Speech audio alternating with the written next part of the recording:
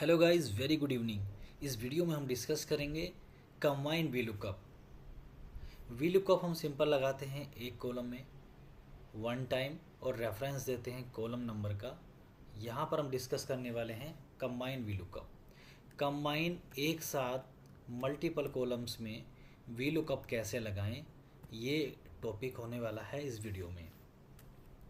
तो यहाँ पर हमने एक सीट ली है जिसमें हम कंबाइन वीलुकअप अभी यहाँ पर लगाएंगे और क्या इसके क्राइटेरिया हैं, किस तरह के डेटा पे हमें इस फंक्शन को यूज करना चाहिए, वो भी हम इस वीडियो में डिस्कस करेंगे। सो एक सैम्पल डेटा हमारे पास है। ये सैम्पल है एक शिफ्ट शेड्यूल का।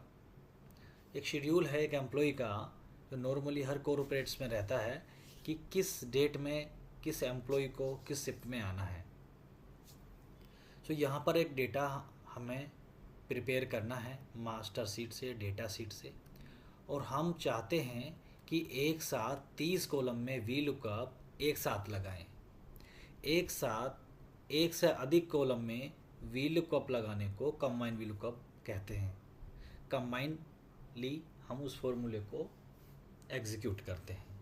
सो यहाँ पर हम चाहते हैं कि 30 कॉलम में एक साथ वीलुकअप लगाएं। कंबाइन वीलुकअप लगाने के दो मेथड हैं, वन करली ब्रैकेट यूज करके, सेकंड एक कॉलम फॉर्मूला ऐड करके। सो पहले हम कंबाइन वीलुकअप 30 कॉलम में यूज करेंगे और यूज करेंगे पहले करली ब्रैकेट।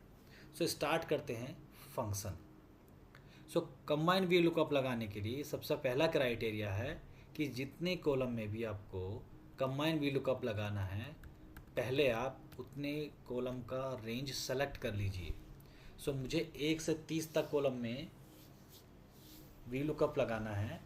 सो यहाँ पर मैंने 1 से लेके 30 जनवरी तक को जो रेंज है वो सेलेक्ट किया। ये सारे कॉलम हैं जिसमें मुझे एक साथ वीलुकअप लगाना है। सो मैंने सेलेक्ट किया। सेकंड सीधा ही मैं यहाँ पर फॉर्मूला स्टार्ट करता हूँ। वीलुकअप डबल क्लिक किया मैंने या फिर मैंने एफएक्स किया। सो ये ध्यान दीजिए कि जब हम फंक्शन यूज करते हैं, एफएक्स एक सर्कल के अंदर जब एफएक्स लिखा हुआ होता है तो वो एक्चुअली ही फॉर्मूला है, अदरवाइज वो एक डिफाइन रेंज हो सकता है। ओके, सो सेकंड वीलुकअप पे हम करते हैं डबल क्लिक, फॉर्मूला एक्टिवेट हो जाता है। एम्प्लॉय कोड हमने सेलेक्ट किया, कोमा। सो फॉर्मूला हमें गाइड भी करता है। देखिए हमने पहले फॉर्मूला यहाँ पर एक्टिवेट किया। फॉर्मूला बोलता है कि आप लुकअप वैल्यू, किस वैल्यू के बेस पे आप डेटा को फाइंड आउट करने वाले हैं। सो हमने यहाँ पर B3 सेलेक्ट किया, कोमा। जैसे ही हमने B3 सेलेक्ट किया, टेबल अरे। अब ये बोलता है कि आपको किस टेबल से वो डेटा लेके आना है, किस अरे से। अरे मीन्स वो रेंज क्या है जहाँ से आपने डेटा को लेके आना है। सो मैंने वीलुकअप फंक्शन स्टार्ट किया, bracket open, employ code, comma. फिर हम जाते हैं डेटा सीट में। डेटा सीट में जाने के बाद देखिए ये जितनी भी सीट हमारे पास हैं उसमें हमने कहीं भी मर्ज नहीं किया हुआ है। सो हम रिकमेंड करते हैं कि आप अपने डेटा में कोई मर्जिंग ना करें, सेल मर्ज ना करें। उस केस में हम क्या है कि प्रॉपरली फॉर्मूले को एंटायर कॉलम नहीं सेलेक्ट कर पाएंगे, फॉर्मुलेशन नहीं कर पाएंगे प्रॉपरली। सो अभी हम डेटा सीट में आ चुके हैं। तो डेटा सीट में एंटायर कॉलम हमने सेलेक्ट करना है। सो कॉलम नंबर B हमारा एम्प्लॉय कोड स्टार्ट होता है। हम डेटा चाहते हैं। अब डेटा हम कहाँ से चाहते हैं? कॉलम नंबर C से स्टार्ट होता है। कॉलम नंबर C का वैल्यू कितना है? 2C। जी के पास में आप देख पा रहे होंगे 2C लिखा हुआ है। इट मीन्स ये कॉलम नंबर 2 है। 2 कॉलम। आगे बढ़ते हैं 3C 3 कॉलम।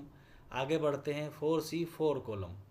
सो C रिप्रेजेंट करता है कॉलम को, 4 यानी नंबर को। सो हमारा डेटा स्टार्ट होता है 2C और डेटा एंड होता है हमारा 31C। सो 2C से लेकर 31C तक हम लिखेंगे कॉलम रेफरेंस। रेंज किया select, comma, curly bracket. P जो हमारा की होता है लैपटॉप में या डेस्कटॉप में कीबोर्ड पर P।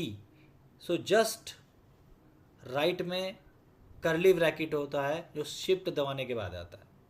सो करली ब्रैकेट में हम 2 से लेके 31 तक यहाँ पर लिखेंगे। थोड़ा सा ये कॉम्प्लिकेटेड लग रहा होगा, लेकिन इसका जब यूज होता है सो काफ़ी टाइम सेविंग यह कर सकता है। सो यहाँ पर हम 2 से लेकर 31 तक लिखेंगे, क्योंकि इस फॉर्मूले को हम यहाँ पर ब्रीफ कर रहे हैं इसलिए थोड़ा टाइम लग रहा है।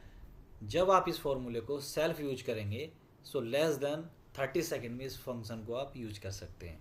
सो यहाँ पर हम लिखते हैं 2 3 4 5 6 7 8 9 10 11 12 13 14 15 and 16 17 18 19 20 21 22 23 24 25 26 27 28। देखिए हमने यहाँ पर गलती किया, 25 कोमा 26 कोमा 27 28 29 30 एंड 31। सो यहाँ पर हमने कॉलम नंबर फिक्स कर दिए हैं 2 3 4 5 6 7 8 9 10 11 12 13 14 15 16 17 18 19 21 20 21 22 23 24 25 26 27 28 29 30 और 31। सो देखिए थोड़ा सा कॉम्प्लिकेटेड लग रहा है। जब कभी आपको ओनली 5 कॉलम में वी लुकअप लगाना होगा सो इन दैट केस आपको बहुत इजी लगेगा, क्योंकि 5 ही नंबर लिखने हैं। लेकिन नेक्स्ट फेज में हम डिस्कस करने वाले हैं कि combine V lookup instead of typing manually 1 2 to 31 आप एक फॉर्मूला ऐड कर सकते हैं। सो दोनों ही पर्पज हमें पता होने चाहिए, दोनों का एक सेपरेट बेनिफिट है। ओके, सो यहाँ पर मैंने करली ब्रैकेट में कॉलम रेफरेंस दे दिए हैं। नॉर्मल वी लुकअप जब हम लगाते हैं तो सिंगल कॉलम का एक रेफरेंस देते हैं कोमा 0, फिर हम एंटर प्रेस करते हैं। सो यहाँ पर हम क्या कर रहे हैं, करली ब्रैकेट में कॉलम रेफरेंस नंबर यहाँ पर दे रहे हैं। सो करली ब्रैकेट में हमने यहाँ पर दिए कोमा 0 फॉर एग्जैक्ट मैच, फिर नॉर्मल ब्रैकेट से हमने ये यहाँ पर इसे क्लोज किया। अब हमें ध्यान रखना है लेफ्ट हैंड से control and shift, left hand से कंट्रोल एंड शिफ्ट दोनों की एक साथ प्रेस करके रखना है एंड राइट हैंड से एंटर प्रेस करना है। सो ऐसा करने पर हम देखेंगे कि डेटा हमारा आ चुका है। इसे हम नीचे ड्रैग कर देते हैं। तो इस तरह से हम कंबाइन वी लुकअप लगा सकते हैं बाय यूजिंग करली ब्रैकेट। ओके, तो ये हमारे डेट्स थे, थोड़ा सा हम इन्हें इनका साइज को बढ़ा देते हैं ताकि जो डेट्स हैं हमारे विजिबल रहें। ओके, सेकेंड हम यूज करेंगे combine VLOOKUP with additional a formula that is columns. So फिर हम दूसरा फंक्शन अभी यूज करते हैं। इसमें भी सिमिलर क्राइटेरिया है कि जितने कॉलम में भी वी लुकअप लगाना है पहले उतने कॉलम का रेंज सेलेक्ट कर लीजिए। तो मैंने 1 जनवरी से 30 जनवरी तक रेंज सेलेक्ट कर लिया है। स्टार्ट करते हैं V lookup, second double click या फिर टैब दबाया, employ code comma data sheet employ code और लास्ट तक हमने end of the data range हमने सेलेक्ट कर लिया कोमा।